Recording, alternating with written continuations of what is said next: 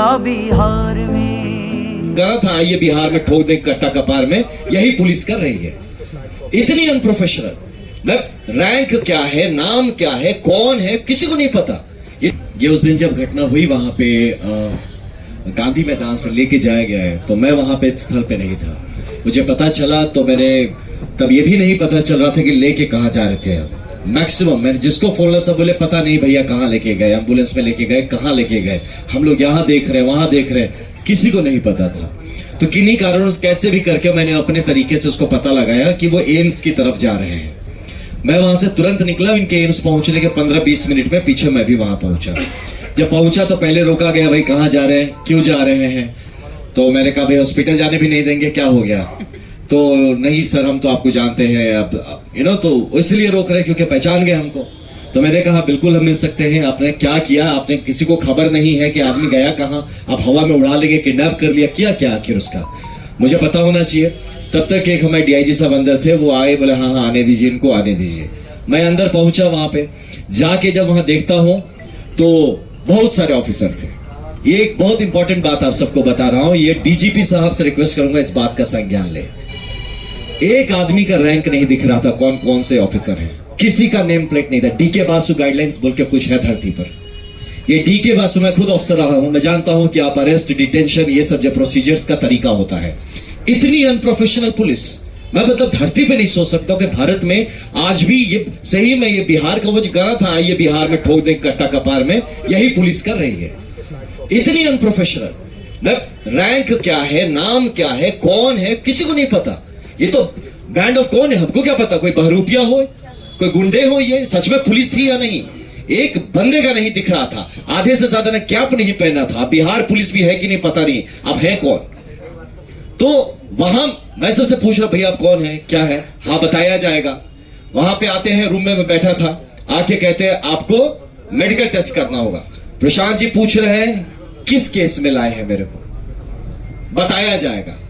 अरे what is बताया जाएगा, आपके कुछ नेचुरल राइट्स, फंडामेंटल राइट्स है ना, आपको पता तो होना चाहिए आप डिटेन हुए हैं, आपने मुझे अरेस्ट किया है, बताया जाएगा।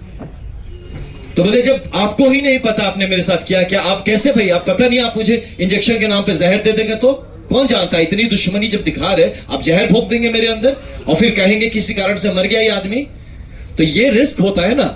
तो वो आदमी कैसे बोल दे कि हाँ आप मेरे शरीर के संग आप चेकिंग करिए, कुछ भी करिए, आप प्रिक करिए, कौन जानता है उस नीडल में क्या लगा के प्रिक करेंगे।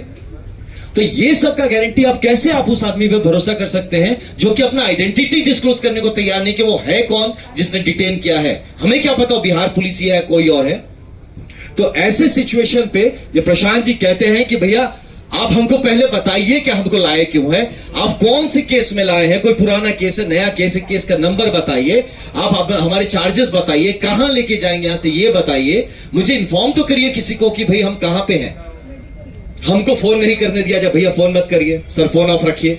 आप हमारे कम्युनिकेशन नेटवर्क बंद कर देते हैं। मैं फिर बोला ठीक है बाहर, मुझे बोले प्रशांत दिया कि काम करिए आप चल लीजिए बाहर, थोड़ा संभाल दीजिए, मीडिया के भी बंधु होंगे उनको बता दीजिए कि हम सेफ है, लोग में घबराहट ना आए किसी तरह का। ये आदमी लगातार सोच रहा है कि किसी तरह का विश्रृंखला नहीं होनी चाहिए, पीस मेंटेन रहना चाहिए। आप आनंद जी बाहर जी और सबको बताइए सब ठीक है, सब कोई घबराने की बात नहीं है। He was trying to make things peaceful और पुलिस उसको और उस पर डाले जा रही है कि हम निकल रहे सर, थोड़ा आप बैठ जाइए सर। हम बोले क्यों डिटेन कर रहे हो, नहीं सर आप थोड़ा रुक जाइए, कोई सीनियर अधिकारी आ रहा है। मुझे पता है पुलिसिया तरीका है रोकने का, मैं अब उसको धकेल के तो जा नहीं सकता। मैं उससे पूछ रहा हूं अच्छा आप कौन है, सर बता देंगे सर, आप थोड़ा सा बैठ जाइए। ये सोचिए, ऐसे डीजीपी सर से मैं रिक्वेस्ट करता हूं, है ना, आपका एक जूनियर हूं मैं, आपसे रिक्वेस्ट करता हूं कम से कम बेसिक गाइडलाइन सिखाइए। ये बड़े बड़े गया मैं पुलिस अकेडमी बनाने से नहीं होता जहां आप डीके बासु गाइडलाइंस नहीं फॉलो करते हैं, और इतने बड़े हाई प्रोफाइल चीज में जहां प्रशांत किशोर जैसे एक व्यक्तित्व को आप डिटेन कर रहे हैं, अरेस्ट कर रहे हैं, साथ में खुल के बड़े बड़े ऑफिसर आके बड़े बड़े होकर चौड़े होकर कह रहे 44 आदमी को डिटेन किया। पहले इसमें देखिए किसने डिटेन किया, जरा आप निकालिए। तो ऐसी परिस्थिति बन गई थी एम्स में, जहां पे ये जो एम्स से निकलने के बाद आपने देखा होगा काफी लोगों ने रोकने की कोशिश की, खोज रहे, गाड़ी में आके ठोक रहे, किस गाड़ी में भैया, कहां है कहां है। अरे यार आप लोग, ये कैसा पुलिसिंग है जहां आपके पास मुंह है, जबान है, आप बोल सकते हैं ना, आप बताते नहीं, छुपा के क्या प्लानिंग करते, इनकाउंटर करेंगे।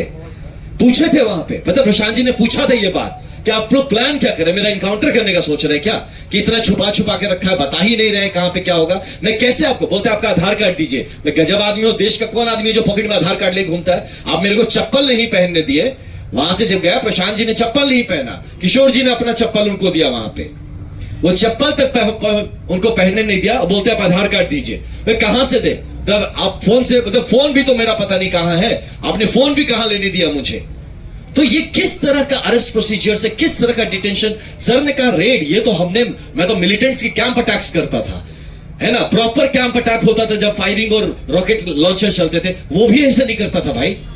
वहां भी पकड़ लिया तो उसको जूते पहनने देता था, बोलते कागज वागज कहां है, तेरे पेपर्स कहां है। और यहां पे इस धड़ल्ले से हम किस बिहार में रह रहे हैं। और उसके बाद जब हम लोग निकलने का हुए तो यही था, प्रशांत भी मुझे लगातार बोले थे कि आनंद आप इनको शांत रखिएगा, मैं उधर जाता हूं, आप बोलेंगे मानेंगे लड़के, आप बताइएगा, किसी तरह का कोई अशांति ना करे, हम लोग कोऑपरेट करते हैं, ये जो जानना चाहते हैं जहां ले जाना चाहेंगे जाए।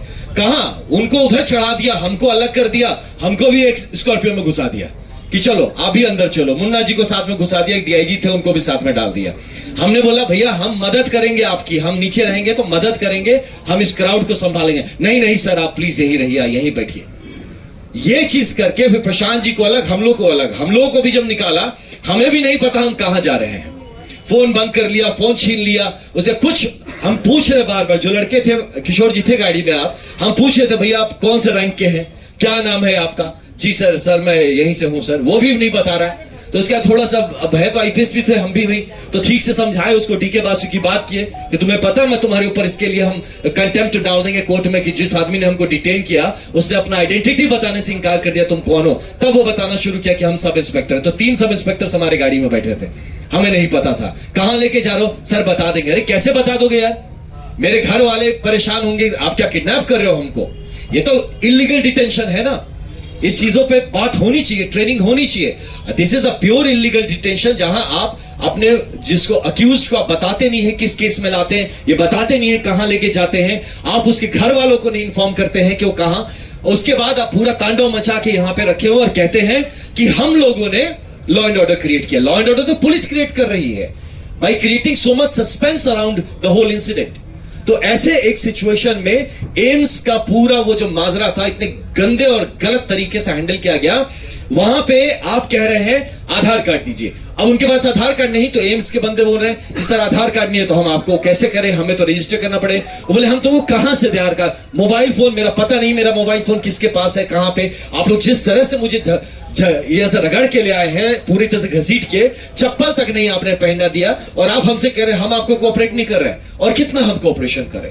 तो ये रही मोटा मोटी ये जो बातें रही, this has been the approach of police. ये चीज को प्लीज हाईलाइट करिए, Bihar police has failed in observing the D.K. Basu guidelines by the pronounced by the Supreme Court of India, और इस पे इनको जवाब देना पड़ेगा। Thank you.